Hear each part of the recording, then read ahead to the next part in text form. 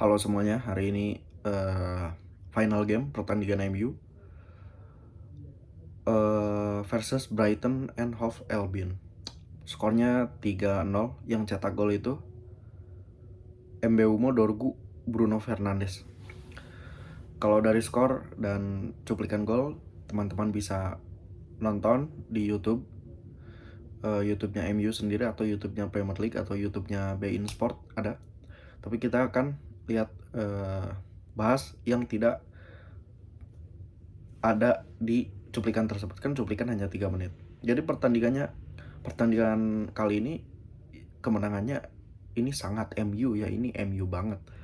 Dengan cara main yang MU banget, 4-2-3-1 seperti biasa. Hanya beberapa posisi ada yang diisi oleh pemain-pemain yang sudah lama tidak kita lihat.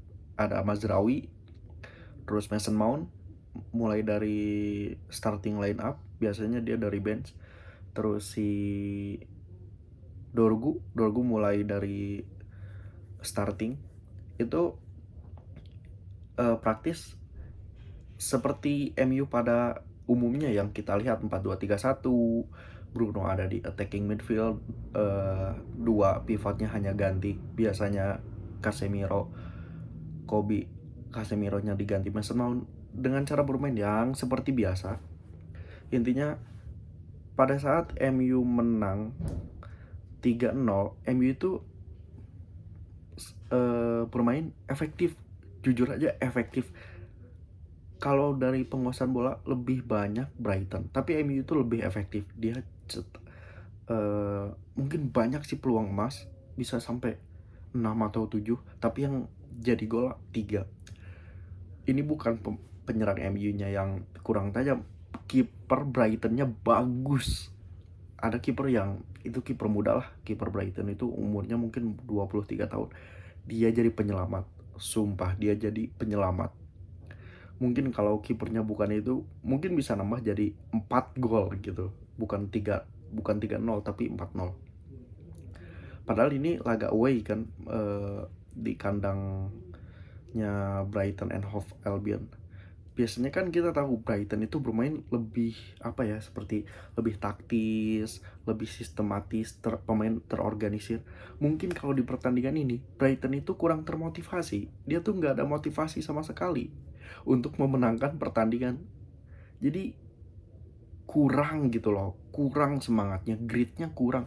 Sedangkan MU juga kalau dibilang termotivasi, ya termotivasi apa? UCL udah di depan mata, udah di dalam genggaman tangan gitu.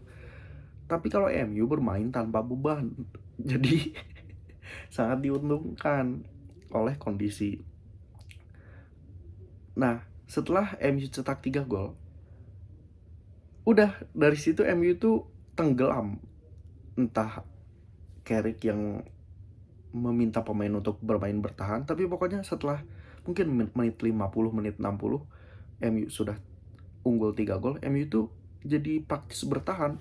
Terutama di tengah itu bolong banget. Di tengah itu bolong. Mason Mount kan malas-malasan, jadi hanya ada satu, Kobbie Mainoo. Kan gimana gitu loh, masa si Kobbie satu lawan banyak pemain tengah Brighton ya selalu kalah. Jadi dari situ udah praktis MU tuh jarang pegang bola, diserang terus-terusan. Cuma memang pertahanan MU di pertandingan kali ini sangat baik, sangat solid. Martinez, Maguire, terus si Mazraoui, itu bermain bagus. Bertahannya mereka solid gitu. Beberapa kali pemain Brighton itu shoot berbahaya tapi di blok ada pemain. Terus Lamens juga bermain bagus. Pertahanannya wah, ajeb pokoknya. Nah, setelah menang 3-0, diserang terus-terusan, MU selalu gagal pegang bola. Mungkin pemain kelelahan, beberapa pemain ganti kayak Mbeumo, Mason Mount, beberapa pemain ganti, terus masukin beberapa pemain akademi. Terus ada Leny Yoro juga kelihatan lagi, biasanya dia jarang kelihatan. Terus kalau pemain akademi itu tadi yang main siapa ya? Fletcher, Lassie, sama si pokoknya ada tiga lah. Saya lupa lagi namanya. Ya kurang kelihatan, soalnya mereka juga main mungkin 20 menit ya, jadi kurang dapat bola. Dan kondisi MU juga lagi diserang terus-terusan, penguasaan bola kan lebih banyak di Brighton. Yang jelas di pertandingan ini MU itu bermain sangat MU seperti biasa, cuma tanpa beban. Kalau Brighton bermain tanpa motivasi, jadi MU lebih diunggulkan meskipun bermain di kandang Brighton. Terus kalau dari segi permainan ya sangat MU sekali gitu, kadang pegang bola, kadang hilang bola, kadang anyep-anyepan. Paling si ini ya, Ahmad itu titik lemah MU. Si Ahmad Diallo itu titik lemah MU. Semoga Sesko cepat masuk, biar Sesko masuk. Jadi striker depannya lengkap lagi, ada Bryan Mbeumo, Ben Sesko sama si Cunha. Kalau pakai Ahmad Diallo kurang. Lebih baik ya mungkin Ahmad Diallo bisa kepake kalau nanti jadi back ya, wing back kiri atau back kanan.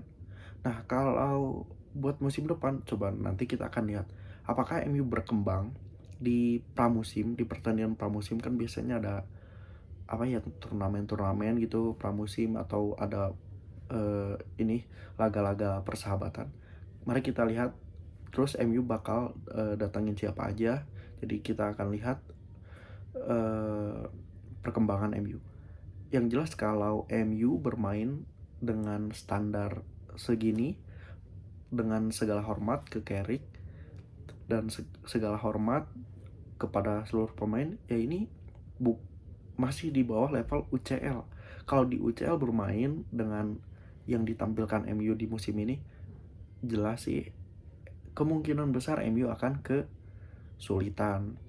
Tapi memang MU itu kadang main jelek, kesulitan, tapi selalu bisa cetak gol. Dengan yang jelas itu lebih banyak skill individu lah, bukan dari apa ya, bukan skema yang bisa diduplikasi berkali-kali gitu golnya. Dan ini gak bisa gitu kalau di UCL tuh ya, kecuali pemainnya bintang semua kayak Madrid, PSG, inisiatifnya udah jalan semua. Tapi kalau MU belum ada di level itu. Tapi mungkin kedepannya bisa, karena Carrick ini mungkin gaya kepelatihannya mirip-mirip Ancelotti, Alex Ferguson gitu ya. Lebih ya udahlah, serahkan kepada pemain yang dia percaya di lapangan. Inisiatif lebih teknisnya itu ya diserahkan ke mereka. Dia hanya memberi gambaran umum, gambaran lebih luas pertandingan harus berjalan seperti apa, tapi keputusan teknis ada di pemain. Jadi gitu ya. Kemungkinan sih akan kesulitan kalau bermain seperti ini. Tapi mari kita lihat apakah MU bisa mencapai seenggaknya 16 besar, atau setidaknya lolos fase grup. Mari kita lihat. Tapi yang jelas MU peringkat 3 ini juga baik, soalnya kompetitor lainnya lagi pada busuk, seperti Chelsea lagi busuk, Liverpool lagi busuk, Tottenham Hotspur berjuang di degradasi, itu parah. Terus tim-tim yang dulu kuat seperti apa ya, Leeds gak tau ya, banyak kompetitornya itu yang lagi turun, lagi jelek lah. Jadi yang soalnya posisi 1, 2, 3 itu hanya 1, 2 yang kompetitif. 3 ke bawah itu ya kan enggak. Yang kompetitif itu hanya ada 2 tim, Arsenal, Man City. Udah sisanya ya berjuang berjuang gitu loh. Cuma ya beruntung dengan keadaan MU bisa finish di posisi 3. Padahal MU tuh tidak bermain bagus-bagus amat loh guys. Ya ini standar MU, standarnya emang segini. Tapi MU itu bisa bermain lebih bagus. Semoga datang pemain-pemain yang bagus agar menambal kekosongan dan bolong-bolong di setiap lini Manchester United. terutama bench. Soalnya bench kalau Lamens cedera siapa yang mau ganti? Bruno cedera siapa yang mau ganti? Sesco cedera masa pakai Zirkzee? Oke, thank you.